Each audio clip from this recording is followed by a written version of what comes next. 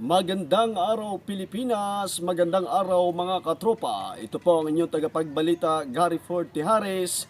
Kayo'y nakatutok dito sa Guardian TV News.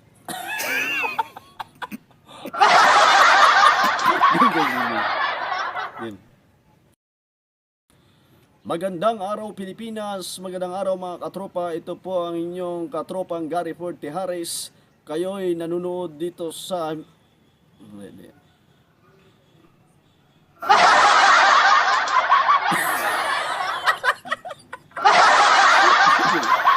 ikat niyo yung pagtapos na. Sige.